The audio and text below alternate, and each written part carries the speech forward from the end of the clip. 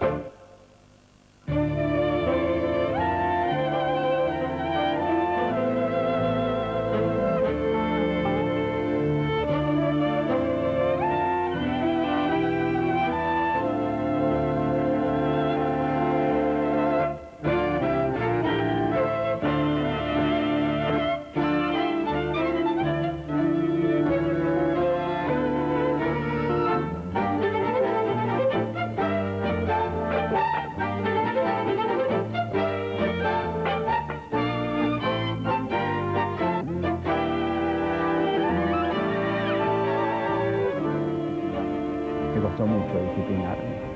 Ajá. Sí. Juan José Sebrelli, usted escribió en Sur y escribió en Contorno. Sí, ese es un hecho bastante paradójico de mi vida literaria, porque en realidad eran dos revistas y dos grupos antagónicos. Bueno, Contorno en realidad se constituyó como un antagónico de Sur. Pero forman un poco parte de mi personalidad, de mis intenciones intelectuales, que son siempre como sintetizar actitudes opuestas, ¿no? Yo siempre he tratado de sintetizar. Y que además eso me lleva siempre a tener relaciones conflictivas con los grupos a los que pertenezco. Y a la larga terminar mal, porque finalmente terminé mal con Sur y mal con Contorno. Sí. Y justamente en Sur, uno de los primeros artículos que yo escribí y que me dieron cierta notoriedad, se llamaba Celeste y Colorado, justamente trataba en ese momento de encontrar como una síntesis entre opuestos. Celeste y Colorado eran un poco las dos corrientes que siempre habían existido políticas en la Argentina, siglo XIX, bueno, rosistas y federales y unitarios, y en el siglo XX, en ese momento estábamos en el año 50 y pico, peronistas y antiperonistas. Y eso era un poco y que fue después, en cierto modo, también la propuesta de Contorno, un poco trascender o superar el peronismo y el liberalismo oligárquico por otro lado. Pero los tiempos todavía no eran para llegar a esa síntesis, deberían pasar muchos años. Y bueno, y finalmente yo terminé en conflicto con Victorio Campo en Sur y en conflicto con los Viñas en Contorno. Y desde entonces no he formado parte de grupos, porque realmente creo que mi personalidad no se adecua mucho. Cuéntenos algo de Victorio Campo y de Sur. Bueno, yo Victorio Campo las conocí justamente en la vieja casa de sus padres, que era la redacción de Sur, donde hoy hay una torre en Viamonte y San Martín, una vieja casa italiana de fines del siglo XIX, que ella había convertido, ¿no? Esa vieja casa que era una oficina, porque era la redacción de Sur, ella había convertido a una oficina en una especie de jardín impresionista, de cuadro impresionista, porque con los sillones de mimbre y con los empapelados ingleses con flores.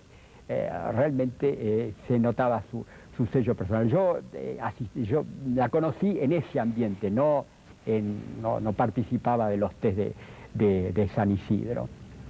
Bueno, y en ese momento yo tuve relaciones conflictivas. Yo era muy joven y bastante insolente, como suelen ser los jóvenes, y para mí era un personaje más vale como para polemizar con ella. Después, con los años, llegué a rescatar, hoy rescato aspectos realmente importantes. Bueno, su labor de difusora y de traductora, justamente lo que tanto se ataca, que es su labor traductora, que yo creo que es fundamental, ¿no? Yo estoy totalmente en contra con la concepción de Heidegger, que dice la buena literatura, la literatura o la filosofía son intraducibles. No es casual que Heidegger haya sido nazi. Yo creo, por el contrario, que la buena literatura y la buena filosofía es aquella que se puede traducir. Y creo básicamente que la civilización es un diálogo entre distintas culturas y se basa fundamentalmente en la traducción. Por lo tanto, yo creo que la labor traductora, aunque nada no hubiera sido más que eso, ya es suficiente. Aparte, en sus libros, no hay ningún libro, en realidad fue una escritora que se dispersó. No hay un libro totalmente reivindicable de Victorio Campo, ni siquiera sus memorias, que sería el mejor, pero hay páginas, y hay páginas, por ejemplo, cuando ella evoca un ambiente, evoca la habitación de una vieja casa o un cierto perfume de un jardín, en ese sentido un toque proustiano que realmente nos permite rescatar algunos aspectos del pasado que de otra manera no podríamos, no se dan en otros libros. Son páginas y a veces párrafos nada más, pero yo creo que después de todo, la literatura argentina, casi toda la literatura argentina, es una literatura de fragmentos. ¿Sí? Uno de fragmentos. Es difícil rescatar un libro, aún, y esto va a parecer una herejía, pero yo diría que aún el autor que yo considero el máximo autor argentino, que es Sarmiento, en el siglo XX lamentablemente no hay un Sarmiento, aún Sarmiento, y bueno, hay páginas, el propio Facundo tiene momentos que decae, no es parejo. Yo creo que es una literatura de fragmentos y que además es lógico. ¿Existe la literatura que no sea de fragmentos? Bueno, hay libros que sí, qué sé yo, Busca el tiempo perdido de Proust es una mole homogénea, no hay caídas, ¿no? Realmente es una cosa muy construida.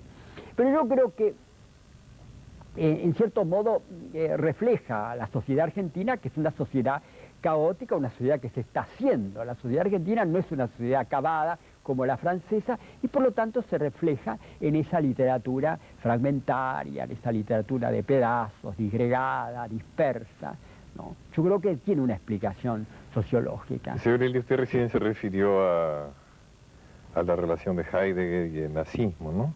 Que tiene sus antecedentes, por ejemplo, la relación de Séneca y Nerón.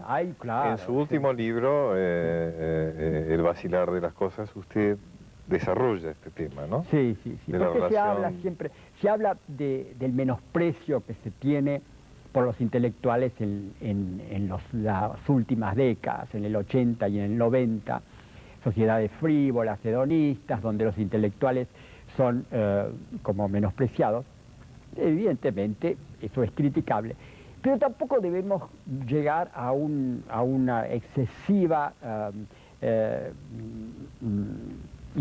adoración de los intelectuales como si fueran realmente los salvadores de los valores humanos y de la libertad y de la democracia, porque vemos que en toda la primera mitad del siglo XX los intelectuales jugaron, que no eran épocas frívolas, eran épocas más vale patéticas y dramáticas. Por eso que a veces yo digo que la frivolidad actual es como una bocanada de aire fresco frente a tanto drama, a tanta sangre que tuvo que pasar el siglo XX en su primera mitad. 2 guerras mundiales, por lo menos. 2 guerras mundiales, la guerra civil española, los 2 fenómenos de los totalitarismos espantosos del fascismo y del estalinismo, y justamente Los intelectuales en esa época no jugaron un papel realmente, salvo, por supuesto, hubo grandes excepciones, pero yo digo, básicamente los dos fenómenos más siniestros que conoció el siglo XX, que fueron los totalitarismos, el fascismo y el estalinismo, con todas sus secuelas de las guerras y demás, provocadas por ellos, contaron con la anuencia y con la apología de los mejores, de los más grandes intelectuales, no de intelectuales de segunda, burócratas de la literatura, no, de los más grandes intelectuales. El caso de bueno, Mussolini, D'Annunzio, por ejemplo. A D'Annunzio, Ezra Pound, ¿no? Pirandello, por ejemplo, entre otros tantos. Bueno, Hitler tuvo nada menos que a Heidegger, uno de los filósofos más importantes del siglo XX, ¿no? Y bueno, y a Spengler, incluso pudo reivindicar autores del pasado como el caso de Nietzsche, por ejemplo. Bueno, el estalinismo, la lista sería interminable, ¿no? Los autores de Romain Rolland, etcétera, y el post-estalinismo lo tuvo a Sartre, y el maoísmo lo tuvo a Foucault, por ejemplo. Y también en la Argentina. En la Argentina, bueno, también. No vamos a dar nombres porque sería realmente muy lamentable, ¿no? Hasta el comer. Usted señala en su libro, por ejemplo, bueno, que ser estalinista en la cultura, de alguna manera, era provechoso. Pero, por supuesto, además no ser anti-estalinista era realmente un hándicap para un escritor, era mal visto, era como ser un agente, un reaccionario, un agente del imperialismo, un agente de la CIA, era realmente muy malo. Y bueno, y el estalinismo dio en buena parte el boom de la literatura latinoamericana, aparte del talento y la capacidad que tuvieron muchos de ellos, otros no tanto, pero muchos de ellos, pero se aprovecharon muy bien justamente de esa base política, ¿no? Que era muy poderosa, porque el estalinismo dominaba. Está bien que, bueno, los grupos políticos y económicos eran sumamente opuestos al estalinismo por sus motivos, pero el estalinismo dominaba en Occidente, dominaba mucho la opinión pública, dominaba el periodismo, por ejemplo, los intelectuales y los artistas. Recuerdo aquella butad de Dalí cuando decía Picasso es comunista, yo tampoco. Sí, bueno, Dalí a su vez apoyó a Franco, así que nadie se libraba, pero es muy difícil los escritores que no hayan apoyado a una o a otra dictadura, ¿no? A una u otra dictadura es muy difícil, y en la Argentina mejor no hablar. Curiosa o coherentemente usted que está haciendo esta crítica tan vigorosa del estalinismo, en su último libro, El vacilar de las cosas, usted reivindica algo del pensamiento socialista, marxista, ¿no es cierto? Sí, claro, yo diría, no del Marx, yo diría de Marx. No, Marx que diría algo así como todos los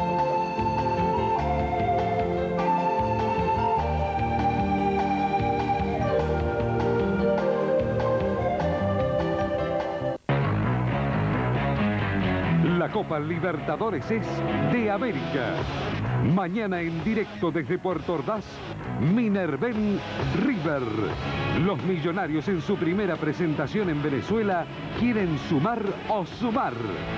Minerven River, con relatos de Quique Wolf y comentarios de César Luis Menotti. Mañana a las 22, en directo y exclusivo por América.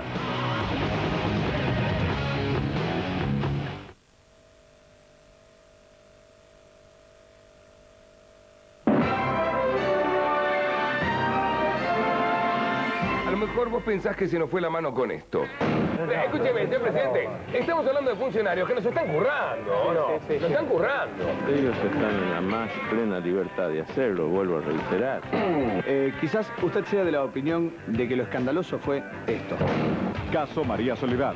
Guillermo Luque sorpresivamente declaró que en la fecha del homicidio, él no se encontraba en el planeta Tierra. Tanto el capitán Picard como otros tripulantes se presentaron como testigos afirmando que en ese momento Luque estaba manejando el Enterprise. Tal vez, señora, usted haya disfrutado con esto. Parece que usted lo conoce. Usted me hace reír mucho. Caiga quien caiga. Este martes a las 22, aquí por América, caiga quien caiga. Decime qué pasó, quién dijo que lo vio. Periscopio, chimentos de TV, secretos del jet set. Hoy vas a ver el periscopio. Sabe todo y te lo cuenta. Tiene todas las primicias y las trae para vos con buena onda. El Periscopio, con Graciela Alfón. Este lunes a las 19 por América. Si vive en la capital, Cablevisión le ofrece el fútbol codificado por solo 11 pesos adicionales. En la capital federal, Cablevisión juega de local. Los demás son visitantes. Llame ya al 778-6000 y suscríbase a Cablevisión, el dueño de la pelota.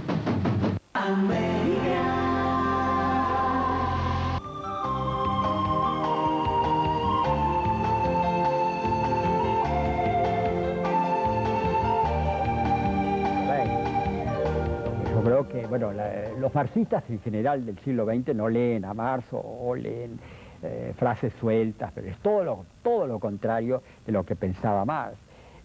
Tenía un pensamiento mucho más humanista.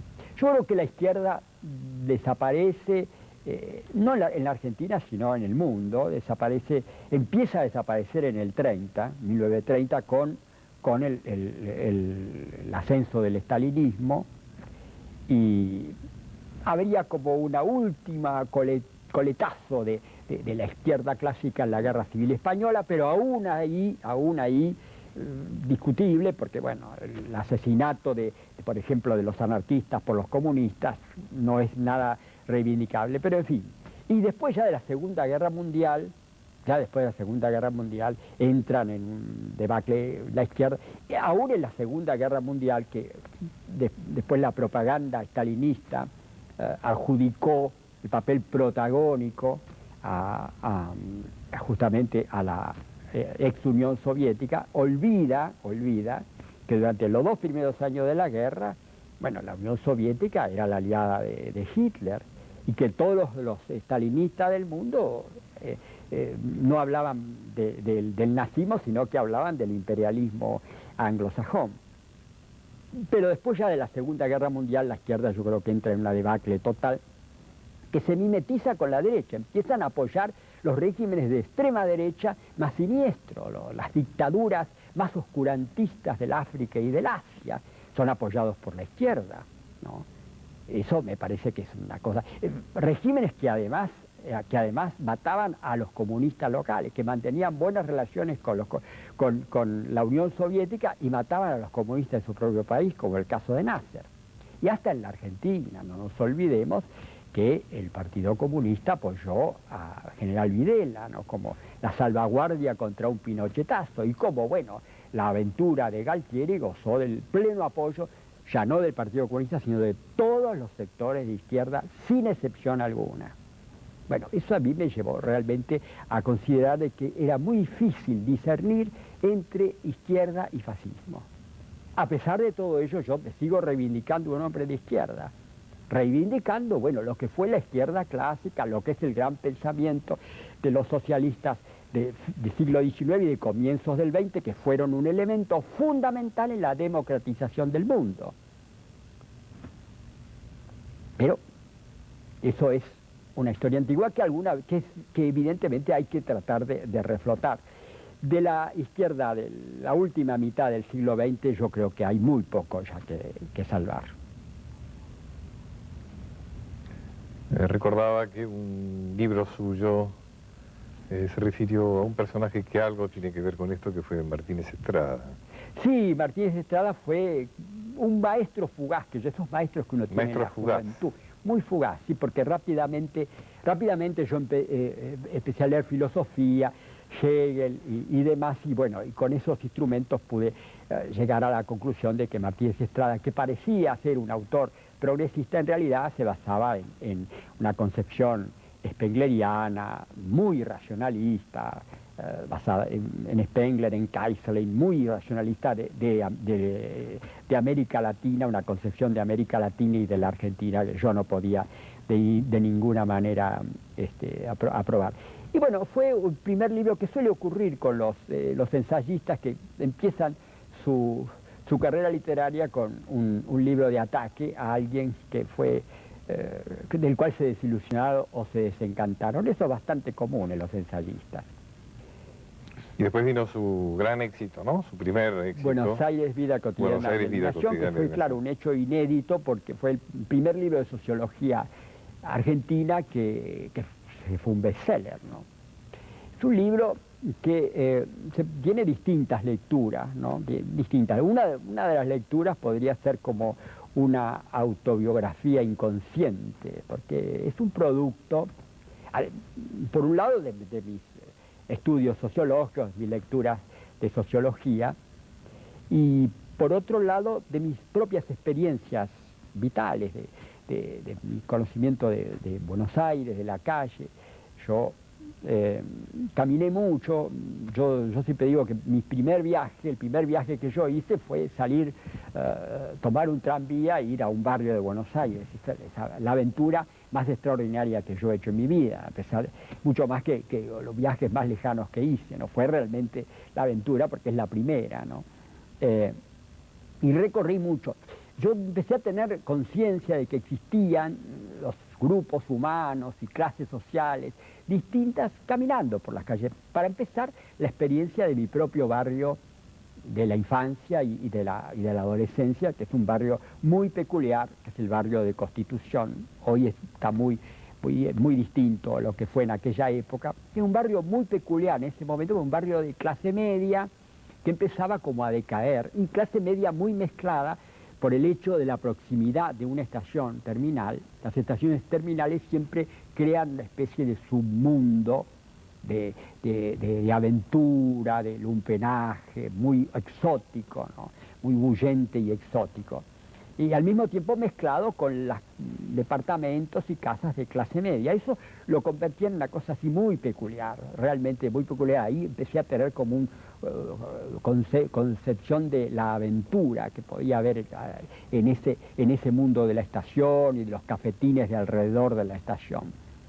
Y después, bueno, conocí otro submundo. Eso también es una característica bastante constante de los intelectuales o de los escritores de clase media, de los novelistas, sobre todo, de la fascinación por el mundo del lumpe. Si el pequeño burgués, el tipo de clase media que se fascina, bueno, el ejemplo paradigmático sería Roberto Arno, que se fascina por el mundo de los lumpen, ¿no?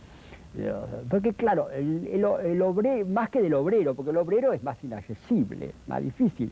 En cambio el lumpen está ahí, está en los cafetines, está en ese mundo de las estaciones. Por eso fue realmente mi primera fascinación fue el mundo del lumpen, que bueno, forma parte de uno de los capítulos del libro.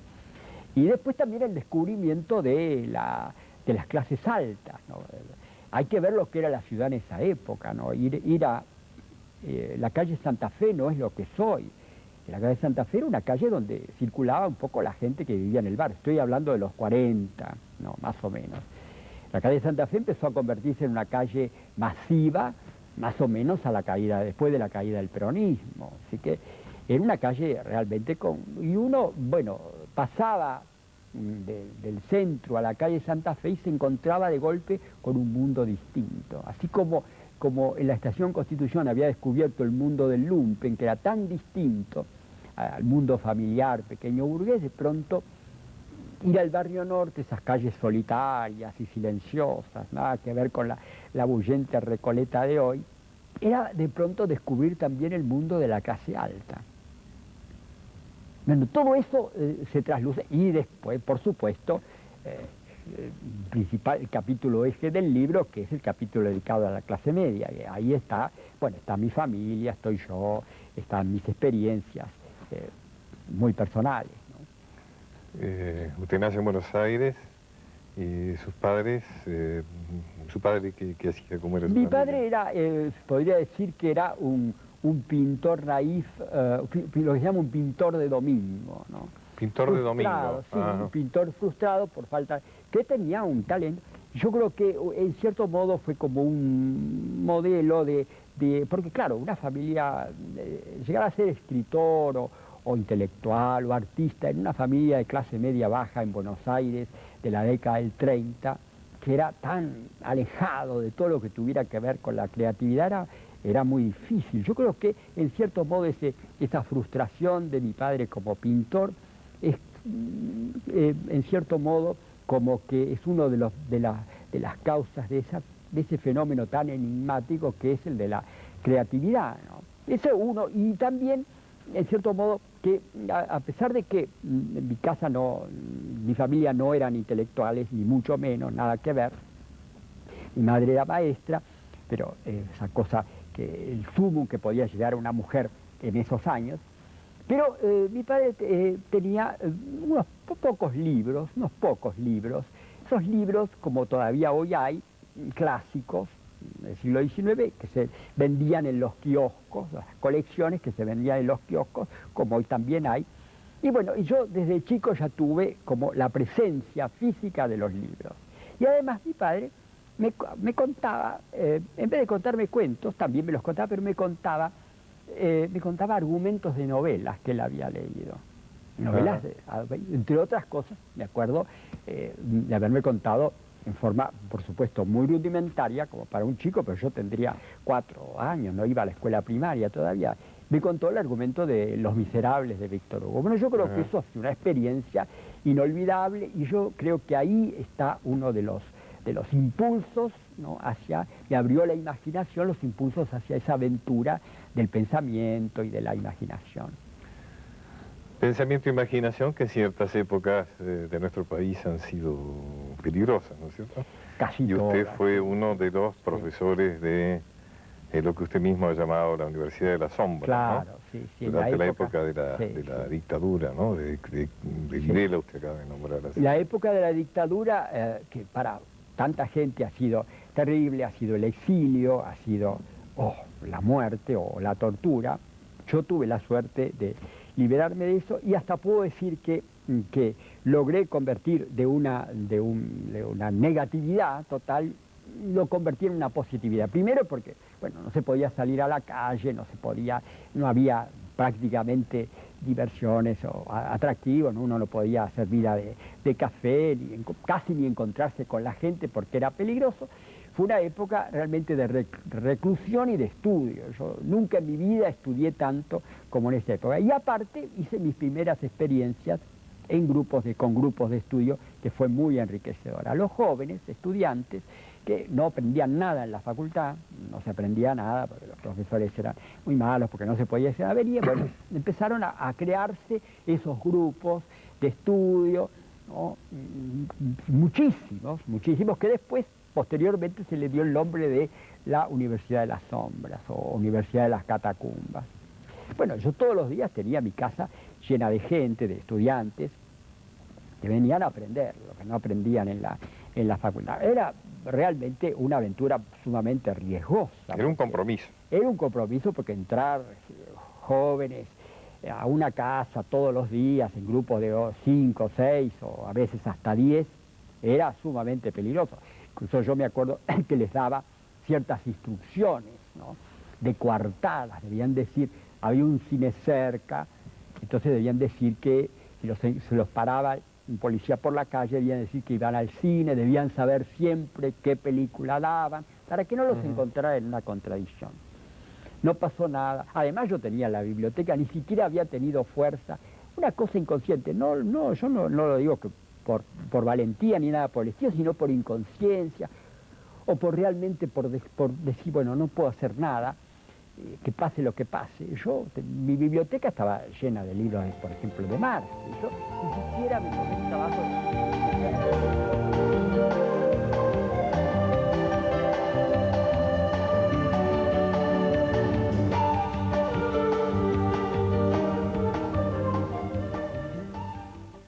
porque cayó justo en el momento indicado. Porque llenó de energía la pantalla con una nueva manera de hacer televisión. Porque va de frente con todos los temas. Porque hacer reír merece un premio. Porque todos los días lo mantenemos informado. Porque cada día canta mejor. Y porque seguimos en acción, agradecemos a Aptra las nominaciones para esta nueva entrega de los Martín Fierro. La prevención del cólera está al alcance de todos. Si todos cumplimos con las medidas de prevención, le cerraremos el camino al cólera. Extreme las medidas de precaución y en caso de diarrea, consulte con urgencia al médico. Frenar al cólera está en nuestras manos. CITEA, Sistema Teleeducativo Argentino. Desde 1957, el INTI es la herramienta que colabora para que las empresas nacionales, especialmente las pequeñas y medianas, alcancen, mejoren o introduzcan procesos más eficientes y productos más competitivos en calidad, presentación y precio. INTI, Instituto Nacional de Tecnología Industrial. Llámenos.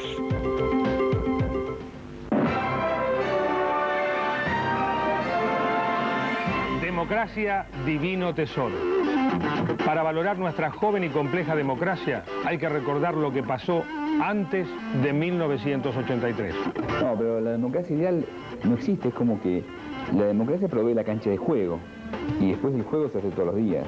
En este rincón de Catamarca, Vicente Leónidas Sari, 78 kilos, 20 gramos.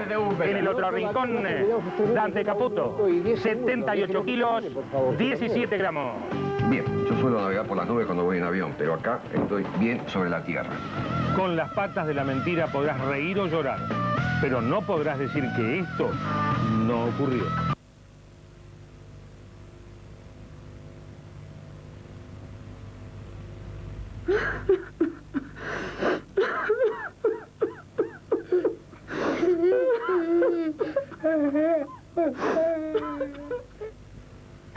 Velocidad, alcohol, cansancio. Que no sean la causa de tu muerte. Un solo vaso de bebida alcohólica reduce tu capacidad de conducción. Nada de alcohol al conducir.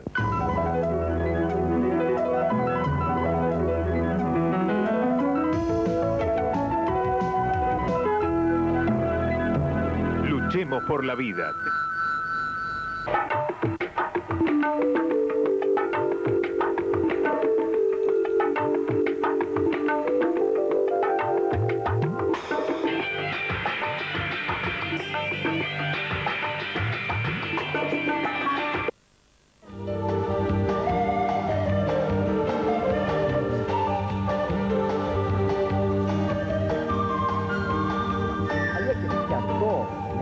Entera. Mucho trabajo. Entonces yo, bueno, que sea lo que sea, qué sé yo. Y bueno, ahora lo pienso realmente que fue bastante riesgoso. Pero yo pasé realmente mi vida, toda mi vida, porque hasta el 83 se puede decir que qué vida tuve. Fueron varias dictaduras militares, antes de la de Videla,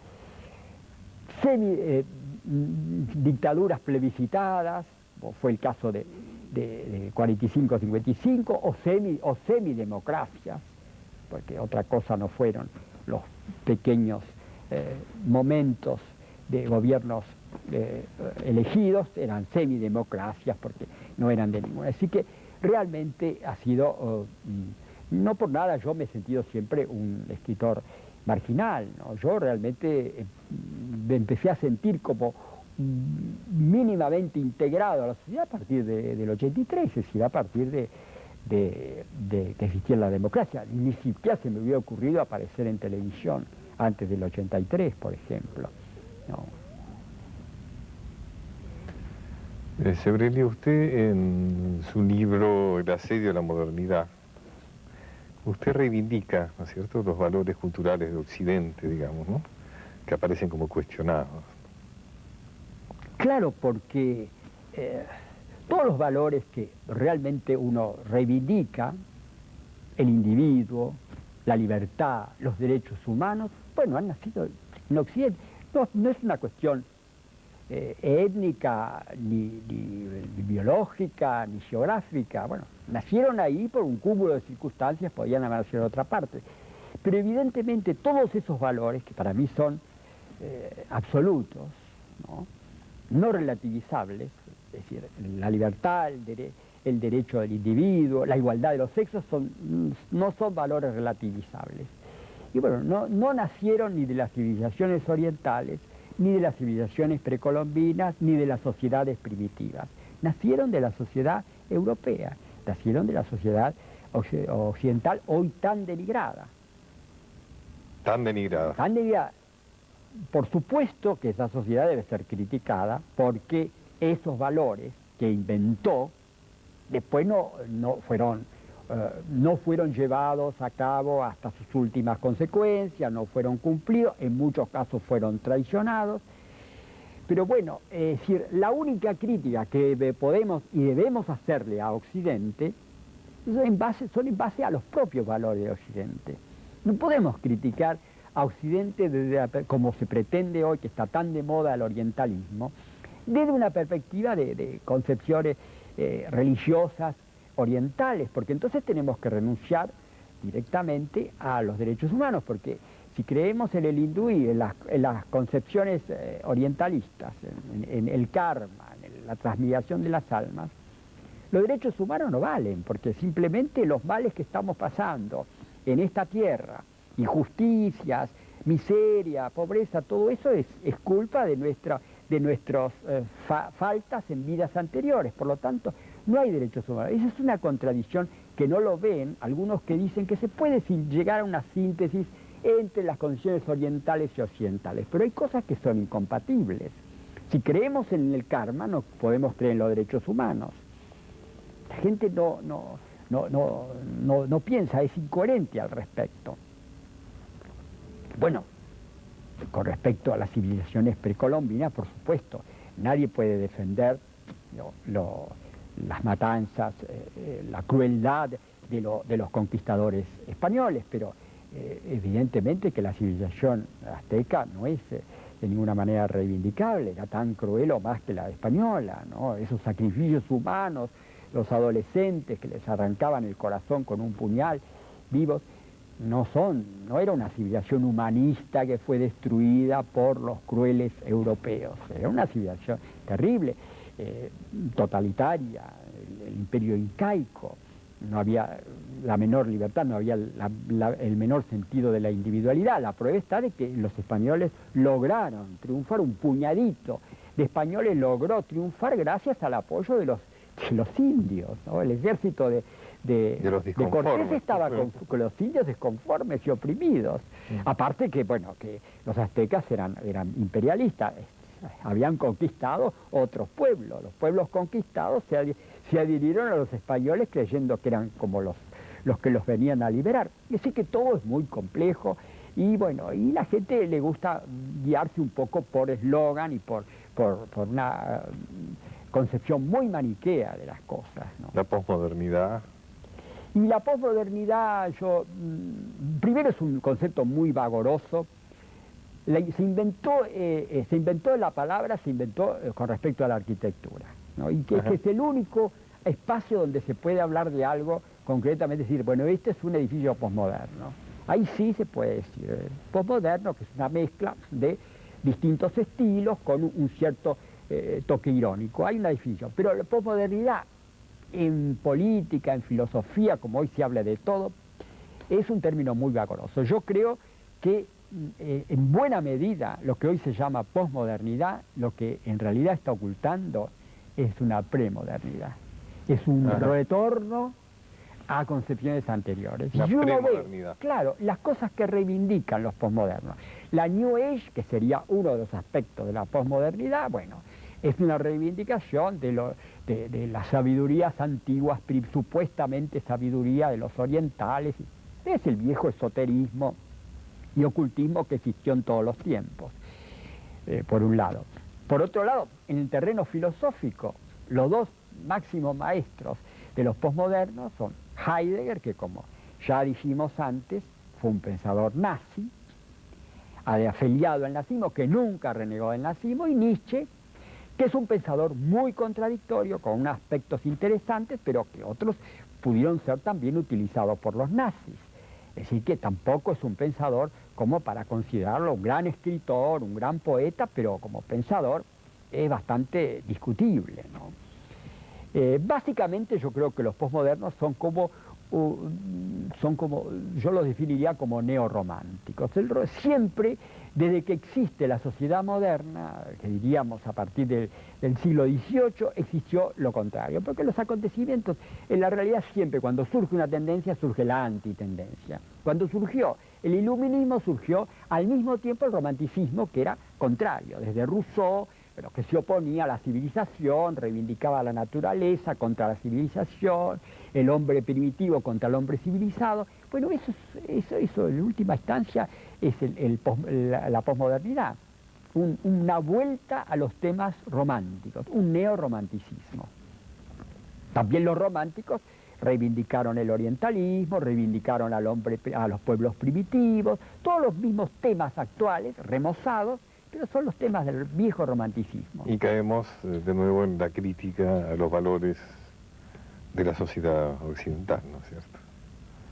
Claro, por supuesto. Sebrelli, ¿cuál considera usted que son las figuras positivas, si me permite el término, de nuestra historia? ¿De la Argentina?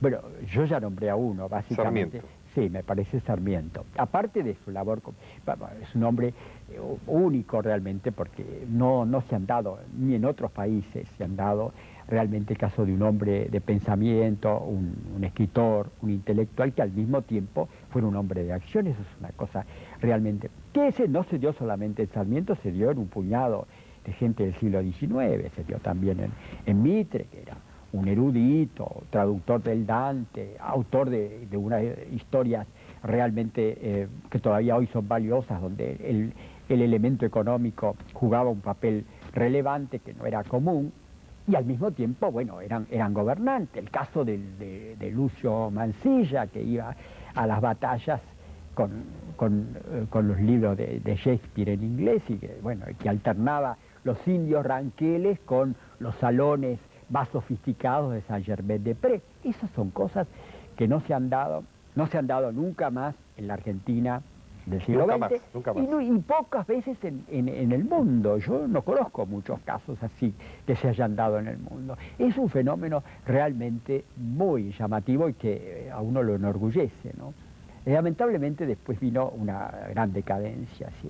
La generación del 80 fue como la última clase dirigente que tuvo una concepción de futuro, y bueno, y justamente por eso es que la obra maestra de esa concepción de la generación del 80 de futuro y de grandeza fue la ciudad de Buenos Aires, que es una gran ciudad hoy en decadencia porque las clases que sustituyeron a esa oligarquía ilustrada, ¿no?, fueron clases que vivieron en el corto, en el mediano y en el corto plazo, ¿no? Es decir, la ganancia inmediata, y bueno, y así no se hace evidentemente una gran sociedad, no se hace ni siquiera una gran ciudad.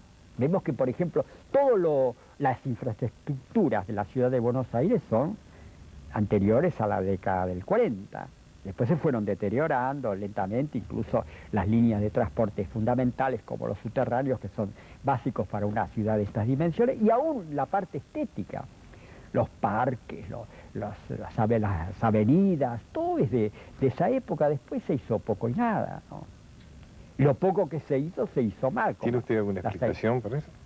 Y la explicación es eso, que no ha habido una clase dirigente ilustrada, una clase dirigente que tuviera un proyecto a largo plazo. La oligarquía, equivocada con todos los errores que ha tenido de iniquidad social y demás, yo ya lo he escrito en alguno de mis libros. Con todo eso tenía una visión de grandeza. Construían una sociedad para la eternidad. Ellos consideraban de que iban a vivir eternamente. En realidad gobernaron muy poco, gobernaron prácticamente unos 70 años.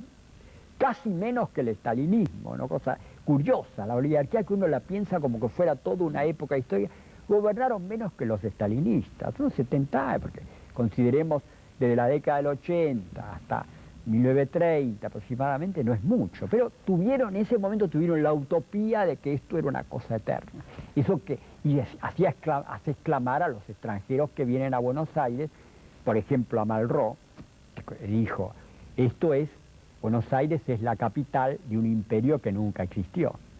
Bueno, la capital de un imperio. De un imperio que nunca existió. Bueno, claro, ellos hacían... La oligarquía ilustrada creía que, que esto iba a ser un imperio, que era una gran ciudad del mundo, y la construyó con eso. El Teatro Colón es una cosa de fantasía para lo que era el Buenos Aires de ese momento, ¿no? Y bueno, así se hace una gran ciudad.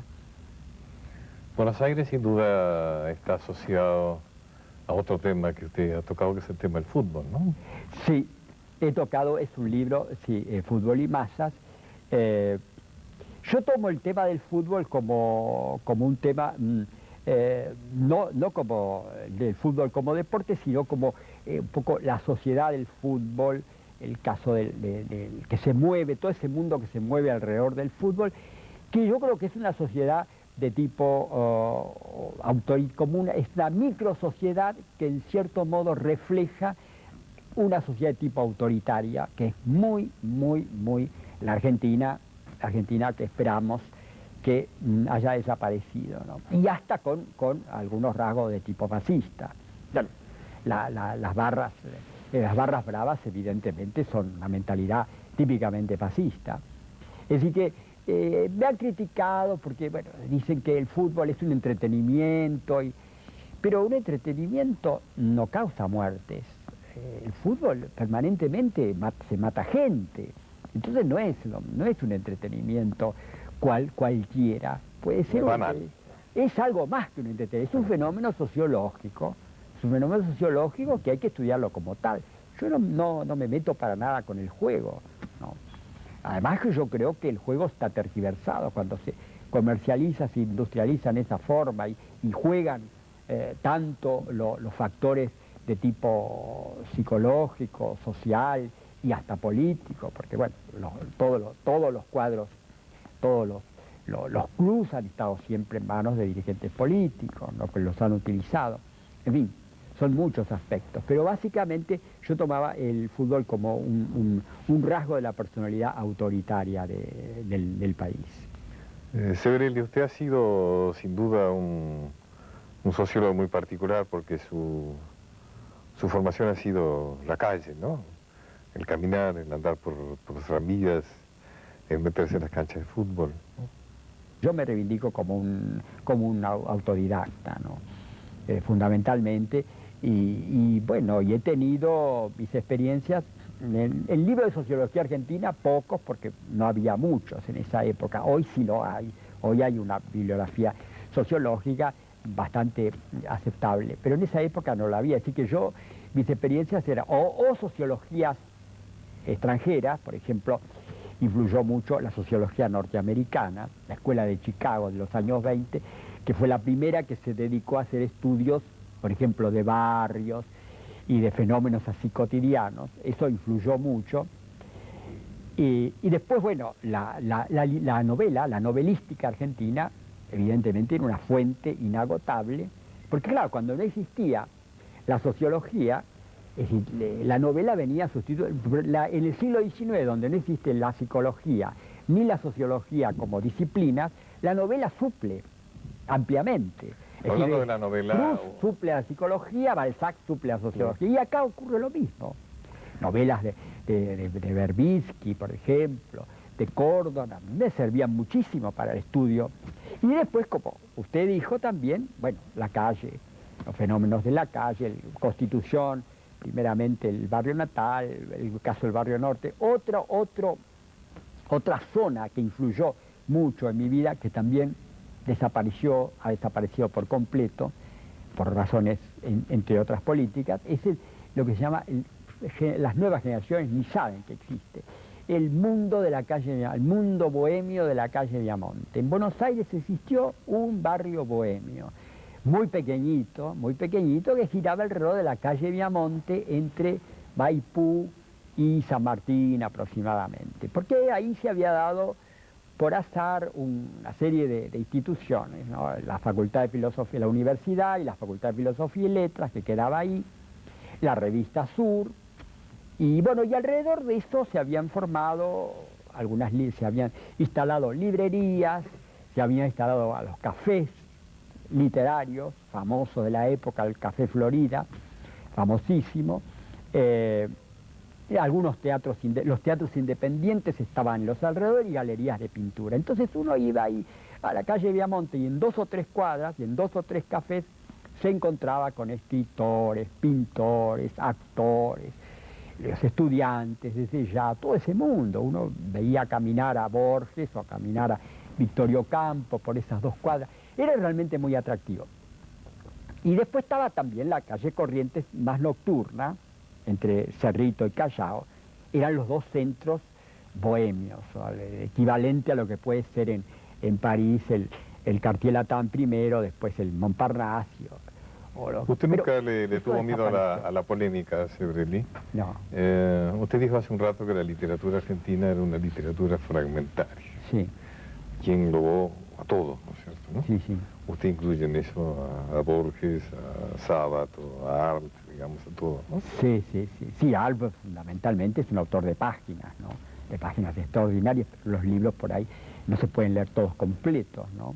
O por lo menos hay caídas, sí. Sí. Borges en realidad, claro, está más, ya ahí no sé, Borges lo pondría aparte, lo que él quiso hacer lo logró perfecto. Hay una perfección en el caso de Borges, sí.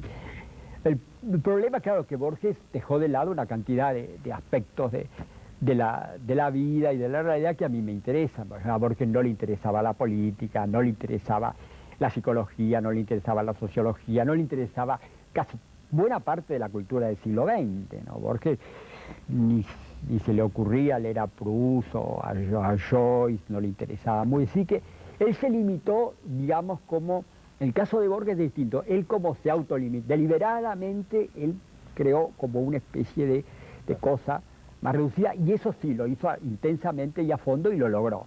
Es otro caso distinto. Sí. Dentro del tema literario, quizá hablamos de Sur para ser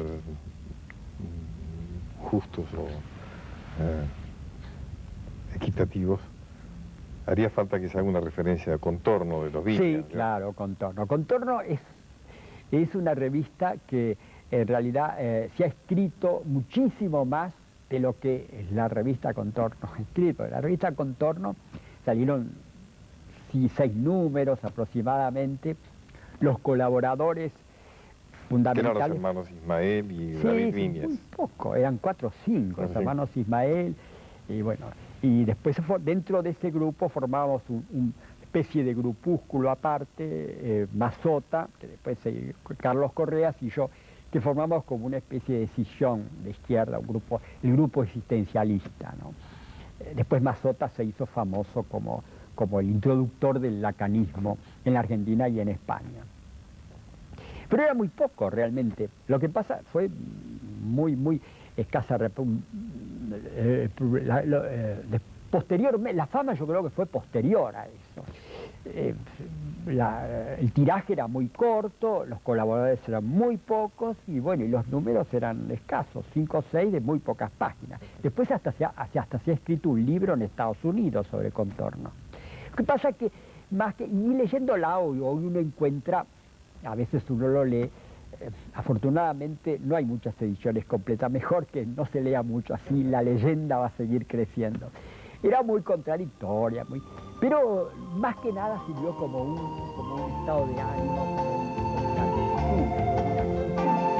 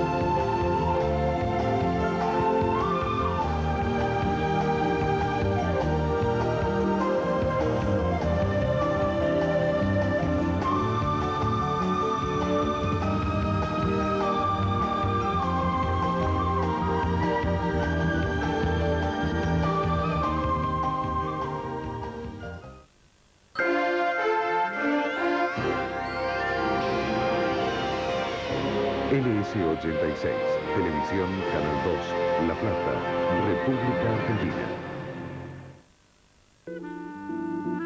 De esta forma, América, LS86 TV, Canal 2, La Plata, Buenos Aires, República Argentina, finaliza su transmisión. Reanudaremos nuestra labor luego a las 12 con el comienzo de nuestra programación. Señoras y señores, muchas gracias por vuestra atención. Tengan ustedes muy buenas noches.